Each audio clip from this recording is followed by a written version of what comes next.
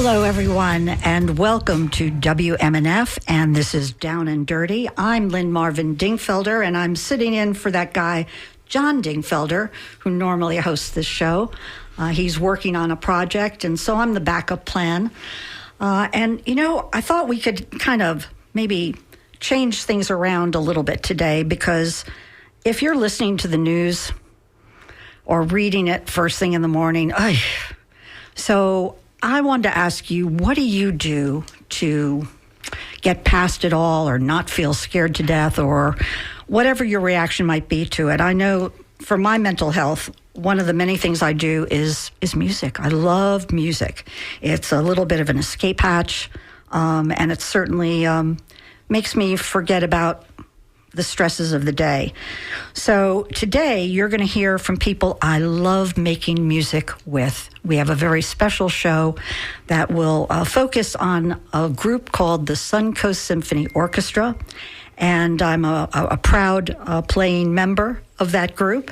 And in the studio with me, I have dear friends who I respect and am honored to play with. First, let me introduce Dr. John Bannon, who is our conductor for the Suncoast Symphony Orchestra, which is a community orchestra. We're all volunteers, except for John, who deserves probably far more than we can afford to pay him. He just retired from the Florida Orchestra.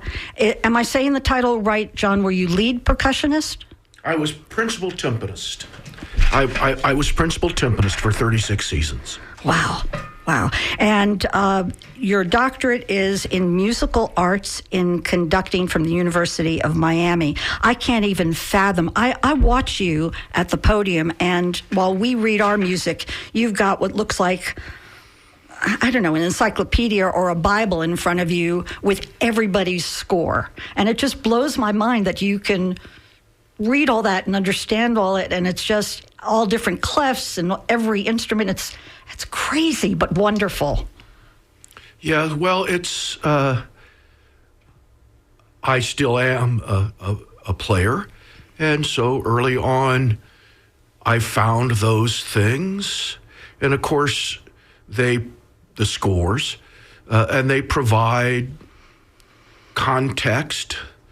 Even in my teens, they provided context for what I was doing, playing. Mm-hmm.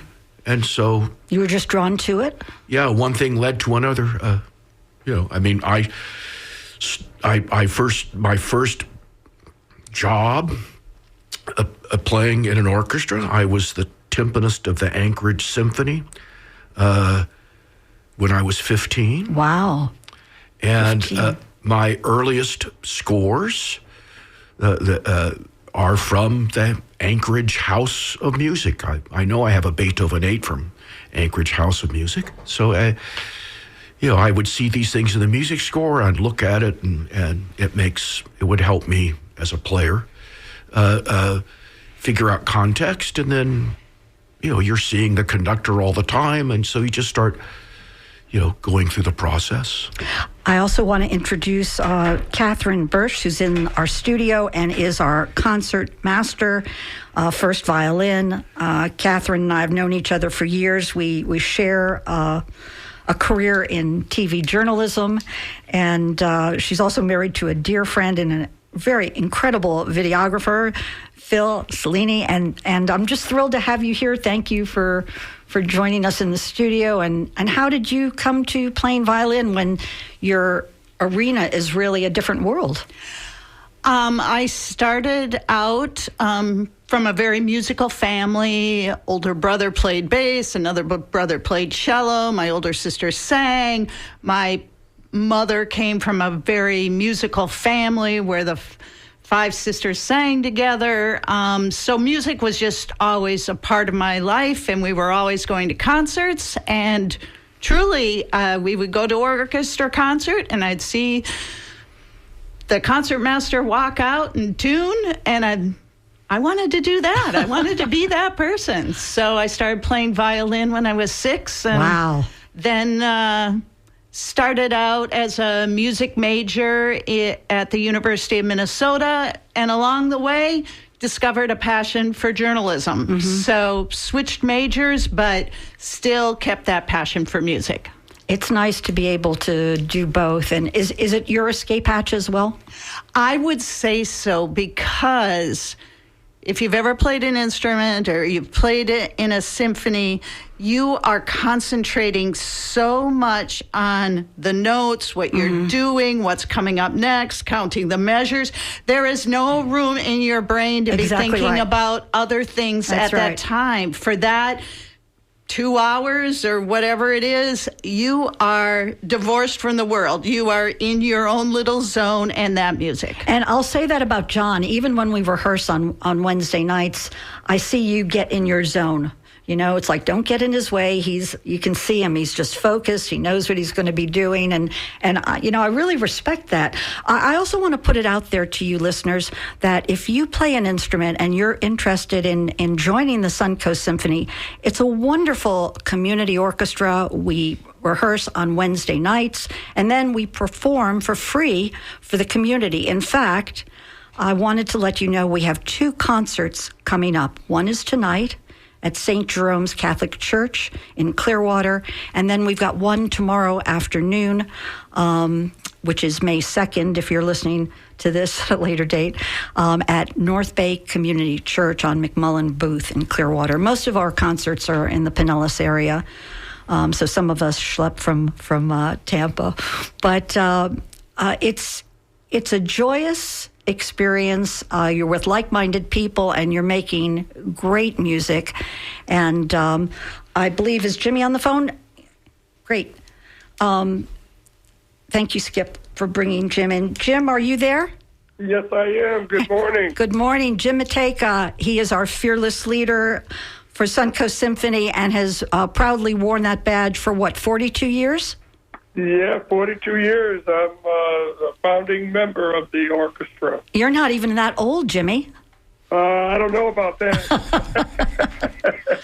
So how did Suncoast Symphony start, and tell people what instrument you play and why you got involved? Okay, well, the Suncoast Symphony started in 1984, and it originally started as the Clearwater Symphony Orchestra, and the orchestra, we had changed the name to the Suncoast Symphony Orchestra to reach out to a broader base of an audience rather than just to the Clearwater area. And I got involved with the orchestra through an ad or an article that was in the newspaper back in 83, 84. That's when people read newspapers. Yeah, that's exactly right. And there was a meeting at a bank in downtown Clearwater, and that's what started my tenure, if you will, with the Suncoast Symphony Orchestra. I play trumpet with the orchestra. And I've been a member of the board of directors. Yeah, you're president now, aren't you? Yes, I've been president for a long time, put it that way. 15 years or so. Wow, has it been that long? 15 years, wow. No, I'm just guessing. I'd have to look that one up. But tell people who are listening, if they want to join the orchestra, is it kind of an open door policy? What do they need to do? And I know that this season, right now, we're coming to an end with the summer break. But in the fall, when we start up again, what do you want people to know? Okay, well, if you are a musician and if you are entertaining, wanting to join a civic orchestra, the best thing to do is to go to our website, and that would be www.suncoastsymphony.org. Once you get on that website, if you look around, you'll be able to see an email address to be able to send an email expressing your interest in wanting to join the orchestra. And then also there are links in there that if one were to want to donate to the orchestra, you can find links and also means of how to donate to the orchestra. But the nice thing about what we do is that our concerts are free, so we're bringing music into the community, and I think it's top rate.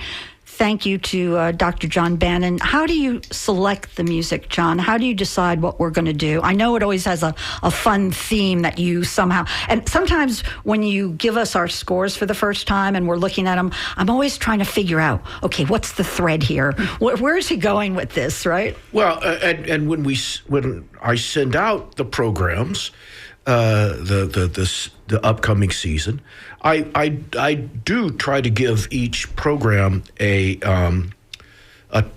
title to give an idea of what the thread is. I do try to have threads through programs, and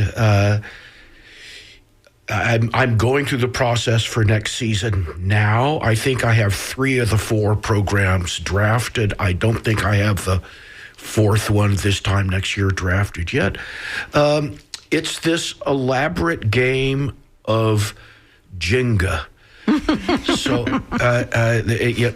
I stack up the blocks of this. It has to be, this long, that instrumentation, what I think the orchestra can manage well is a factor, balancing things that I think they can manage well, also with things that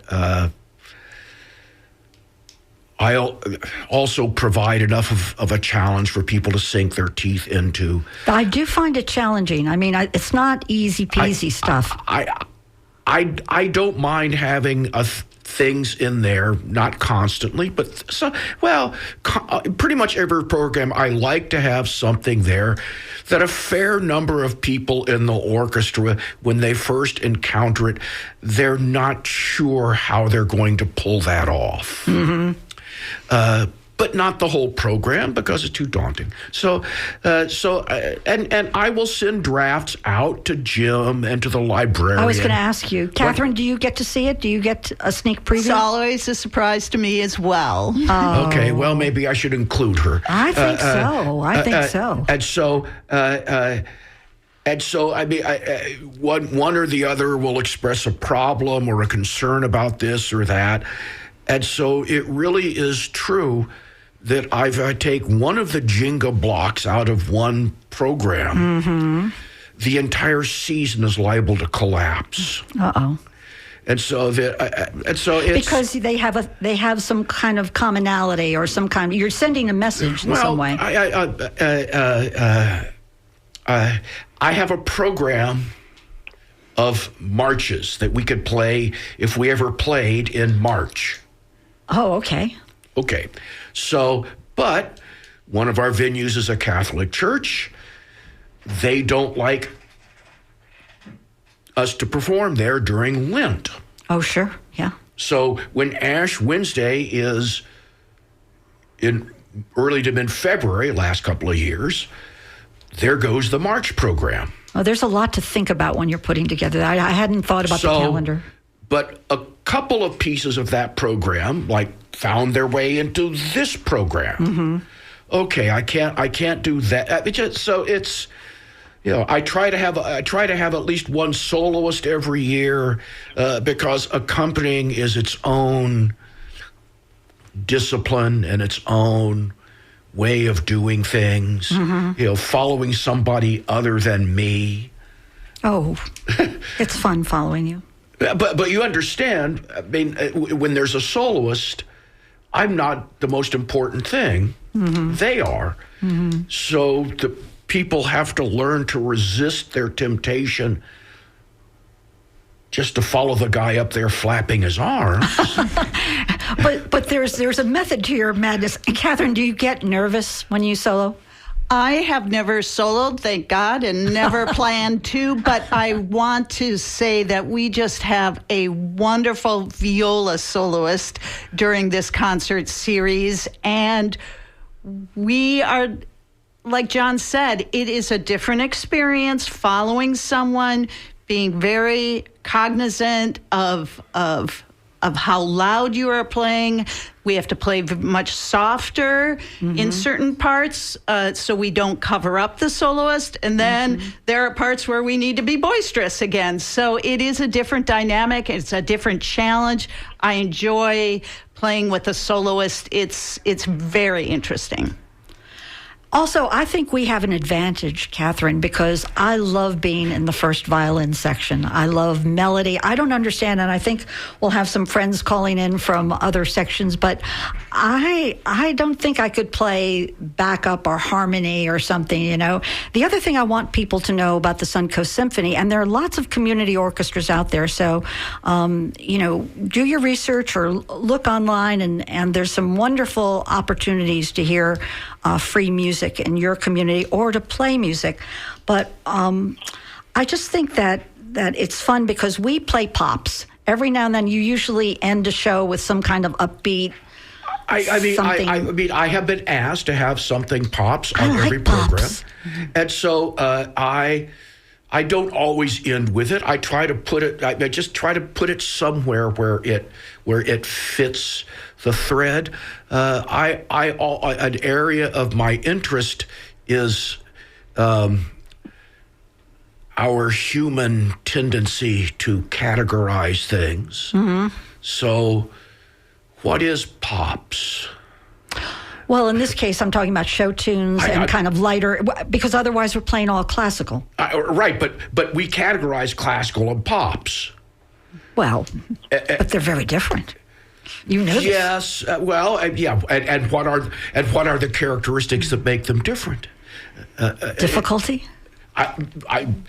Boy, I don't know. Have you ever played West Side Story? Yes, I love West Side Story. It's my favorite. Would disagree with that. I mean, any Broadway show tune, they're very challenging. They're often in a weird key. They don't flow for violin anyway, typically easily under your fingertips. The rhythms are very technical. So just because it's light and to your ear sounds poppy or you're familiar with the tune does not mean that the music underneath is not complex. It's very complex.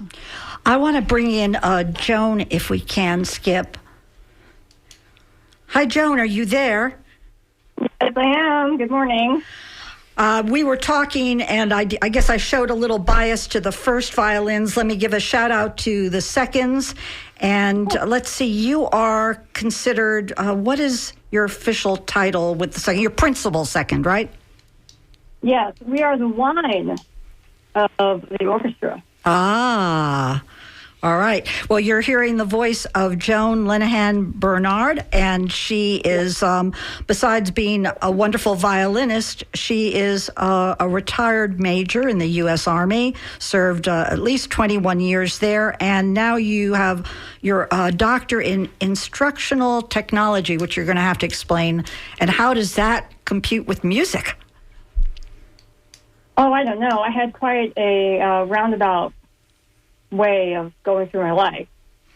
So I had started out as performance major at Fredonia, studying with Charles Joseph.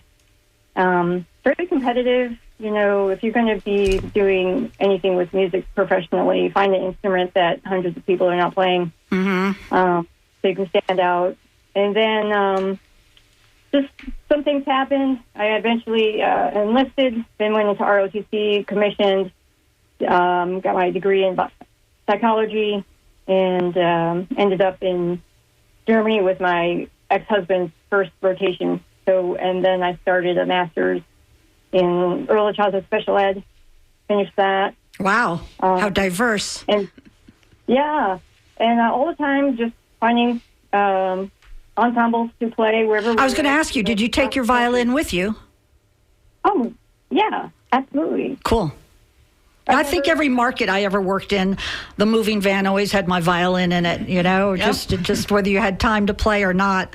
And I think that's one of the things I really love about the Suncoast Symphony is that we're also diverse, you know. I mean, in terms of career paths and where we come from, you know, we're not professionals. We just play them on in concert maybe, but I've sat next to dentists and professors and now service people, and thank you for your service, Joan. I just think it's so amazing, don't you think? Absolutely. And I would say it is a very welcoming group. Yeah. I remember putting my toe in and coming and sitting the first time, and I'm like, yeah, I can do this. People are nice. We're a welcoming group. Yeah, although that conductor can be a little intimidating, because he is a pro. Well, I try not to be. There's a, I worry about bringing more intensity to the role than I wish, but I can't stop my personality, so I. And you know what I love about what you do is that as we rehearse, you teach us, and it's not just the music. You give us background. You share experiences of pieces you've played, or the interesting and the intricacy. God, that head of yours. You know so much about the history of music and the musicians, and you actually, in a very, I think, charming way, school us. Don't you agree, Catherine, that I learn? Oh, absolutely. There's tidbits that I pick up, every concert series. I am not a huge musical scholar. I don't know the background of things. But I'd like to. I'd like to learn more. It's very interesting to hear the background of the pieces. I remember asking you once, John, we had just finished rehearsing, and, what do they talk about that musical, what is it called? The thread, the thing that stays in your head that just repeats. The worm. The worm, right. Thank you.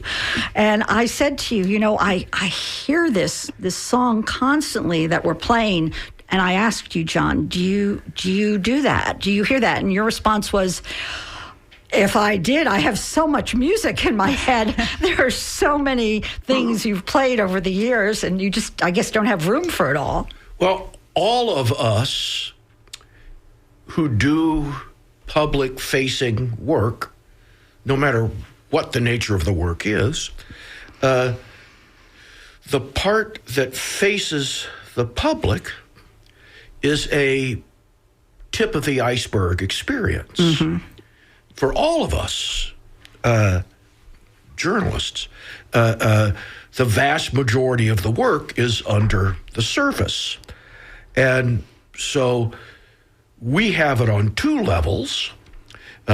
We have the part of the facing the public, that's our performances. But for me, I also am facing a public when I'm in rehearsal. Sure. And so there is but all of us who play in ensembles, we also walk into our rehearsal when we're playing, and there's a lot more under the surface that has gone on before we got there. Mm-hmm. And so all of these things provide context, and all expressions, all artwork, all expressions of culture, all humanities are not abstractions. They do not exist in isolation. It's not a they come from somewhere. Mm-hmm. They took place, and they were paintings on cave walls. And so you're saying our music is symbolic of that, whatever was going on at that time. It's part of the culture around it, and it's part of the people around it. And we all have performance experiences, and because I did musical performing, full time, 20 hours a week for 46 years. It's rare, particularly in this orchestra, it's rare for me to conduct a work that I have not lost track of how many times I performed it. That's crazy. If you're just tuning in, this is Down and Dirty on WMNF. I am Lynn Marvin Dingfelder, sitting in for the handsome and wonderful John Dingfelder, who's off working hard. And we have Skip on the board, and Anthony is here to take your phone calls if you choose to call in and join the conversation. Talk to us about music you love. I mean, MNF is known for its music, maybe not classical, but we're going to switch it a little bit this morning. And so anyhow, the phone number to call is 813-239-9663. 813-239-9663. And our topic today is the Suncoast Symphony Orchestra, which is a community orchestra. We practice in Clearwater on Wednesday nights. It's all volunteer, and we make beautiful music at a time where we just need it. And for me, I find music like a language. And so when I'm focused, not only am I not thinking of whatever else is going on, but I think it's brain food.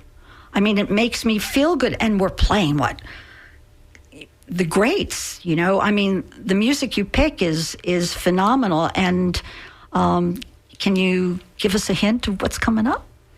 Well, it's what am I thinking about? I mean, I mentioned the March program, and Jim said, "Oh yeah, Jim really wants to get that program in March, so maybe we'll figure out a way to work things around with the church that doesn't want us to perform there in March. Maybe we'll go there and play when they want us, and go ahead and play our program." What am I? Oh, in the fall, I'm trying to do some kind of a 250th anniversary thing. Oh, sure. Patriotism. We need that. That's good. Yeah, but it's. I mean, my version of that is and to the republic for which it stands. God willing.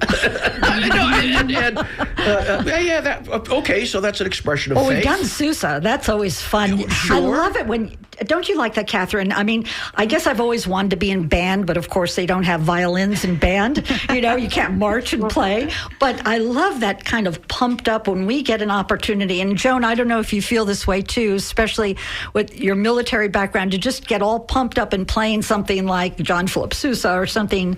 Well, we're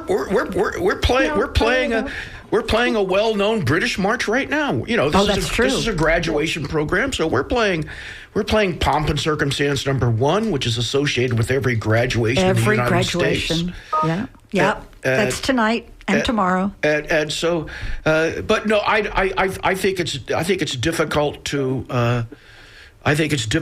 do a program celebrating the United States without doing a march, and so the only one that exists in a really good edition of us for Sousa is in fact Stars and Stripes, and that always gets the audience crazy too. Yes, but this is my 4th year, and we've already done it twice, and so one worries about over programming things.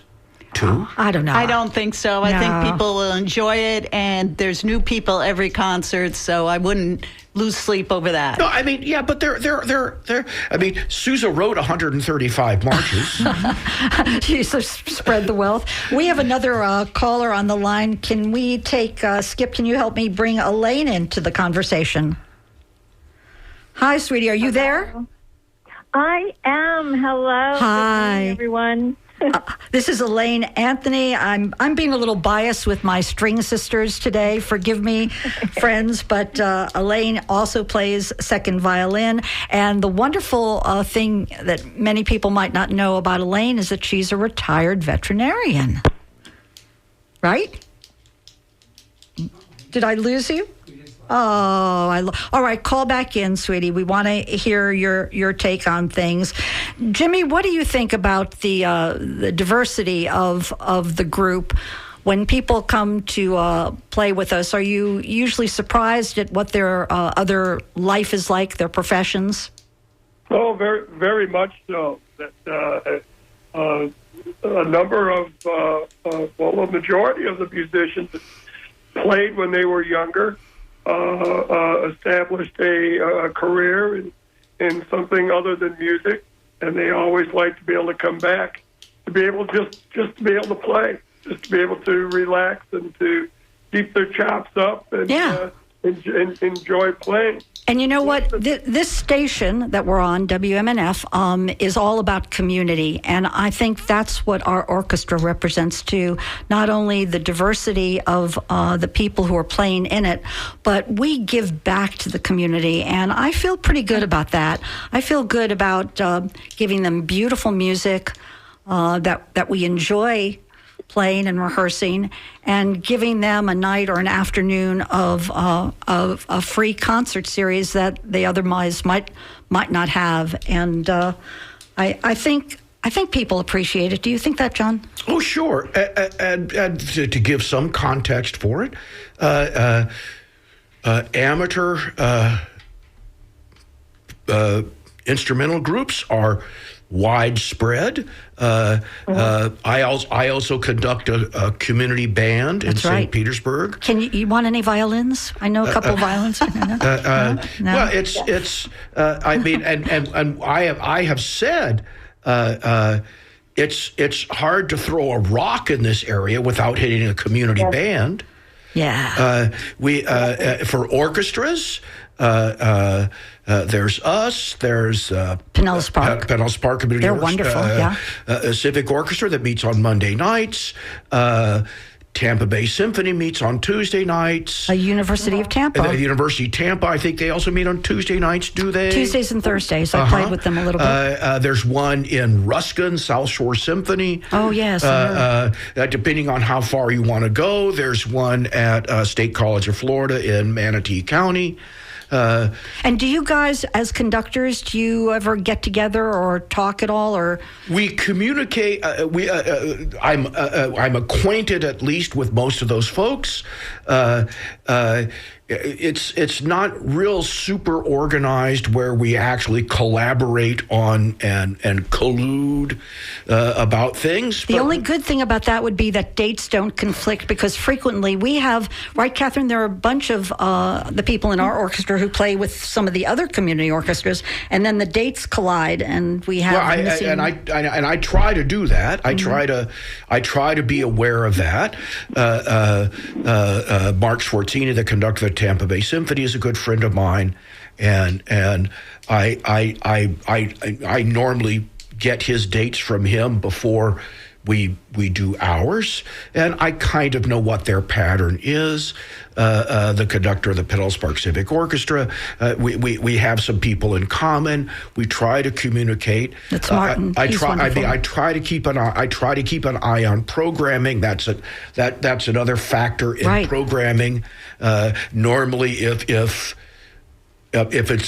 I'm aware of something that other orchestras are doing, including the Florida Orchestra, I try to avoid it. The repertoire is extensive, and so if I can't do such and such this year because some other orchestra is doing it, fine.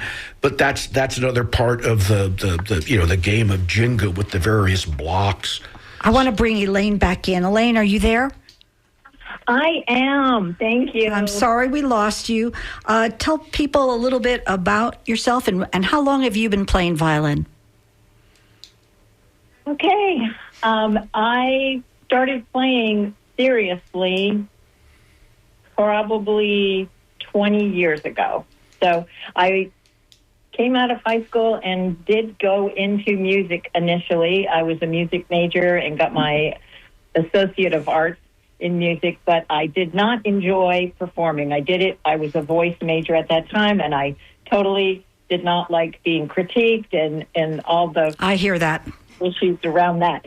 And I got into veterinary medicine, which I love, and then I got to be able to play my music on the side, and that became more of my life when my daughter was of age that I wanted her to play violin. I had my first daughter try, and she was not successful. My second one we went to lessons, and I had spoken to the instructor then about my desire to play. He's like, well, you should. And I said, I'm busy.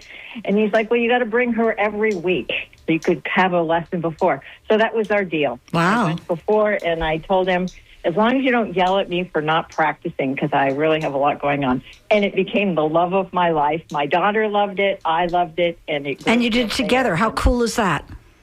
It was wonderful. Yeah, that's great. That's great. I have a similar experience with my son. I worked nights for so long in news, TV news. I couldn't join a group. God and help I you, I never understand. really liked playing my violin by myself. So at that point, when I was working nights, I played piano. But then when I switched to day shift and my son is 6, I start him on Suzuki violin, and I started taking lessons right along with him, stood up with the little kids at their recitals and did the whole Suzuki program with him, picked up my violin again and got started again. So that's how, music can just really join a family together as well. And, my son's 24 now, and every once in a while he'll still pick up a violin and play with a band or sing or play guitar. And it's just, music is a gift that keeps on going, that you can enjoy your entire life. I totally get it. John, talk to us about your family. Your wife is a musician, a professional, and brag on your son a little bit. My wife is the second fluteist in the Sarasota Orchestra.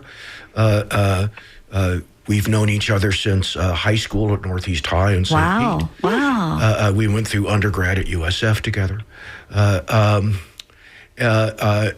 We have a daughter who I say is a recovering musician. She taught elementary school in the Hillsborough County for 13 years and now is working in alumni relations for the College of Public Health at USF. Nice. And she is the director of the Color Guard at USF, which is the Herd of Thunder, and they also have a separate performing organization. We have a son, and who is a musician and who is a percussionist, and I always say that neither one of those things was planned. But as we all know with our kids, we throw things at them and we see what sticks. And so he's a graduate of Oberlin, and he has his master's from USF, and he is a active freelancer in not just the Tampa Bay area, all of Florida and even a bit beyond. I heard him characterize it to somebody recently as being a full-time part-timer. How proud you must be. Yeah, I mean it's scary, and it's a little bit odd having a child that sort of ends up landing as close to where I have been. The good news is that the world of percussion is extremely diverse, and I say expanding at the approximate rate of the expansion of the universe. And so to think that he and I do the same thing is probably an oversimplification, but he is doing some things very, very close to me. He's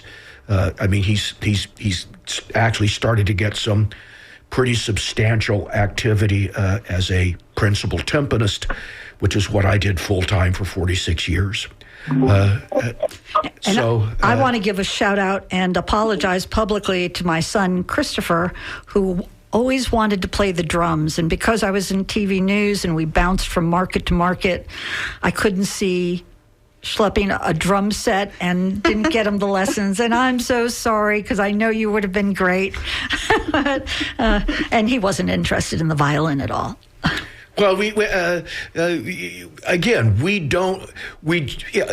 we all know, as parents and mentors, we expose our kids, our family members to these various opportunities in various arts things, various athletic things. And we hope it sticks. And there's no and there's no telling what's going to resonate and what's going to stick. Right. You just hope that people find something that makes them that floats their boat, that gives them a reason to organize their lives and Yes. and the discipline to get them to everything else in life. If you're just tuning in, this is Down and Dirty on WMNF. I'm Lynn Marvin Dingfelder, and I'm sitting in for John Dingfelder today, and we're switching it up a little bit, and I'm trying to distract you from politics instead of talk politics today. But there is politics to music, and there always has been, and we were talking just before the show, I think, about the themes of certain composers that certainly was very political when they wrote pieces, and right, John? Shostakovich's relationship to the Soviet Union. There's a relatively well-known book by Solomon Volkov called Testimony about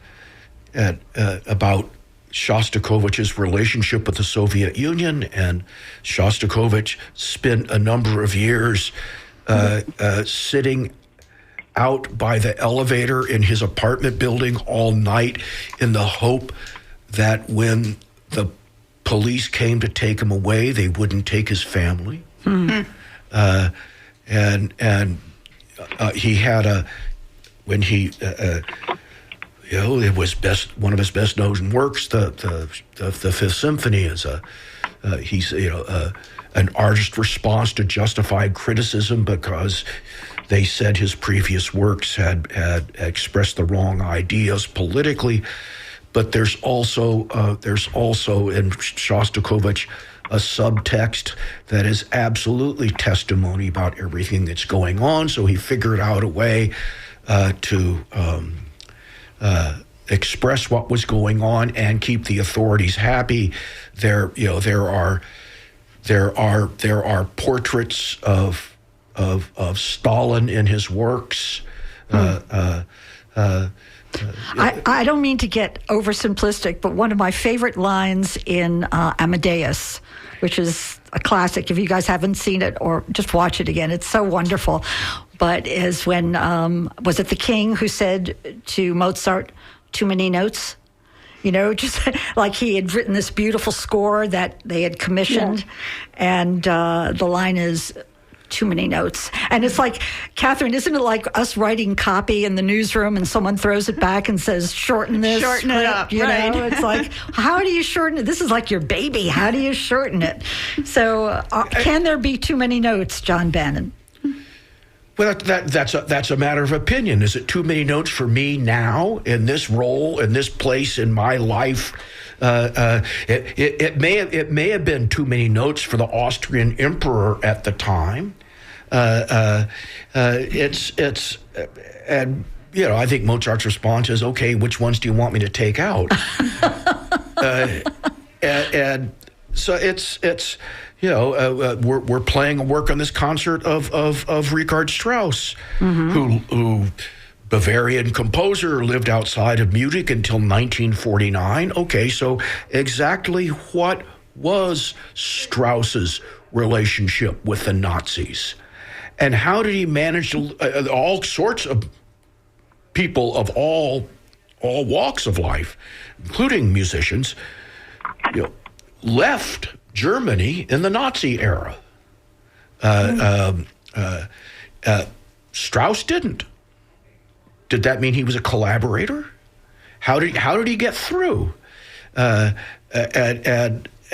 so he was in his 70s and 80s during the Nazi era, and so but he was still very productive. He was still doing a lot of writing. So these has his music ever been boycotted because of that, or have people refused to play?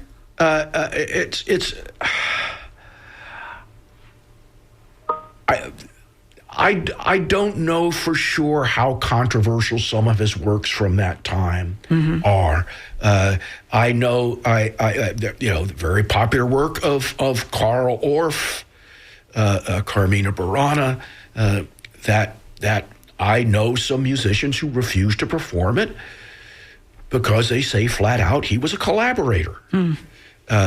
So there is politics in music, guys. And our first concert this year was I started out to be about the anniversary of the end of World War II, but then the way the programming worked out, it ended up being about the beginning of World War II. So I did several works of musicians who were banned by the Nazis.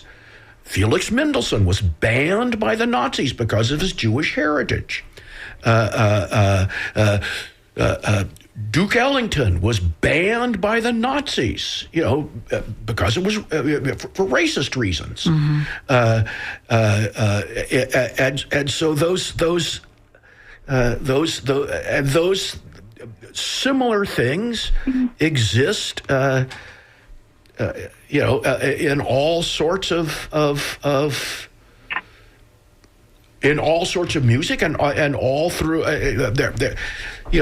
all works of art are expressions of culture. They exist in cultural context. You know what I wanted to ask you? Why take on a group of renegades, a community orchestra of many of us are not professional, although you make us sound damn good. But why now in your career did you decide to take on this, I don't want to say burden, but this job choice? Challenge. There you go. Thank you. Well, edited. The simple reason that I took it on is that I was asked to. Yay. Thank you, Jim. Conducting any leadership role like that is a series of problems and issues to solve. You're a problem solver. But at all levels, it's the same thing. And so you bloom where you're planted. You take the issues that you're given and you do the best you can with what you have. Yes, I pursued conducting study through to the point of earning a terminal degree in the discipline. But then I really enjoy the work of conducting, including all of the work underneath the surface, the part of the iceberg that's below the waterline. And what's that? All the score study, all the reading of history and learning context and figuring out why these pieces exist. Not only figuring out what makes the thing, not what makes the notes on the page work, figuring out what is its context. Why does this piece exist? Why does this music exist? Who was this composer? When did they live? Where did they live? What was their cultural context? Why does this thing have to be here? See, Catherine, that's exactly what I'm talking about. And that's what you bring to Wednesday nights and certainly to the performances when you speak to the audience.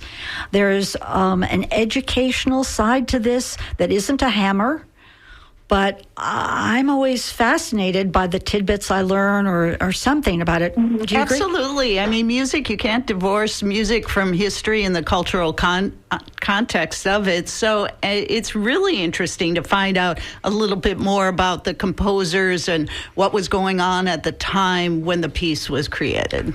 And for me, the thread is human beings are all the same. We all face the same problems, the same issues. Cultures and societies have all faced the same problems and the same issues throughout all of our existence. If we think it's new, it ain't. Maybe the technology has changed. Okay, that's nice. But human beings are a technological species, and so technologies change. Newspaper is one of my collection of one-word oxymorons. We don't get news from a paper anymore. But that was technology for a long time. That was a very dominant technology for a long time. Sure. I still get a lot of my news by reading. Sure. We just no longer have the pile of papers at the front door that we have to get rid of. That we have I to still do. recycle. And some people do. So. Well, and for those of you just tuning in a little bit late, let me welcome you to the show. This is WMNF, Down and Dirty. I'm Lynn Marvin Dingfelder, sitting in for John Dingfelder. And we switched gears a little bit and talked about the politics of music. And I brought in friends from the Suncoast Symphony Orchestra, which is a community orchestra. And we make music for you for free, and we enjoy doing it. And I'm honored to be in the studio with Dr. John Bannon, who leads our orchestra and challenges us and schools us, as well as with Catherine Birch, who is our principal concert mistress, first violin. On the phone, Joan, second violin, and we have Elaine. I have the string section here, guys. This is fun. And then Jim Bateka, who has been with the Suncoast Symphony under a couple different names for 42 years, a founding member, and now president and a fearless leader. And we want to put it out there that if you love music, come and hear our concerts. We've got one tonight, Friday night, May 1st, at St. Jerome's Catholic Church.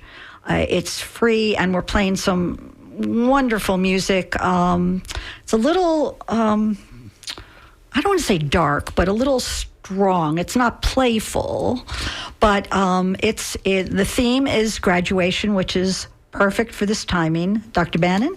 And then tomorrow we play Saturday afternoon, May 2nd, at North Bay Community Church. And we encourage you not only to come and listen and enjoy, but come play with us. We start in September again. We take a little break for the summer, and then we start when, Jim? Right after Labor Day? Yes.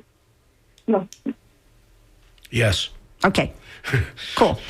And so if you play an instrument or want to get back to playing an instrument, many of us, I actually was too busy being a mom and being a news person to play my violin and put it down for, I hate to say 30 years. Because I was in high school, and picked it up again and haven't put it down since. So, and it's wonderful. It's not only a distraction. I think it keeps you young. It keeps you thinking. I'm always learning new stuff and playing things, and the sense of accomplishment. Do you feel that, Catherine? Absolutely, absolutely. You get that high after a concert. You're like, hey, I made it through. I did it. I played Chopin, or I played any of the greats, to be able to do that.